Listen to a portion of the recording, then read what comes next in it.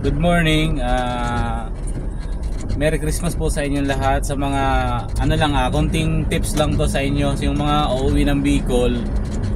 Kung gusto niyo mapamadali yung biyahe ninyo, pwede kayong dumaan sa Camarines Norte sa Daet.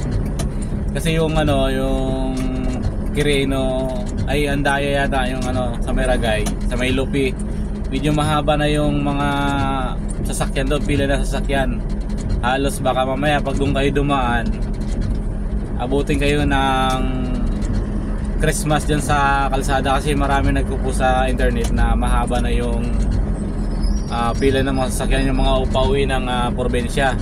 Kaya ngayon, kasi nung nakaraan galing ako ng Daet, umuwi ako dito sa Maynila, dumaan ako dito sa may Santa Elena, Kapalonga.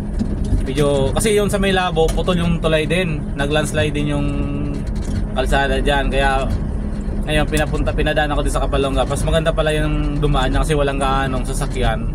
Ang problema nga lang, medyo malubak lang yung daanan. Kaya ngayon, alam ko, nasa Maynila ka, pwede kang dumaan dito sa bypass road ng Santa Elena, tapos hanggang Kapalonga. Diretso ka kayo ng Kapalonga, labas kayo ng Daet na diretso na yan. Tapos yan, bago kayo pumunta ng Naga o Sipokot o Sorsogon man, pwedeng dumaan doon yung may mga sasakyan lang. Kasi pag may mga pampasahero, parang alam ko parang wala yata mga dumadaan ng bus ng iba doon, bihira lang, hanggang Kapalonga lang.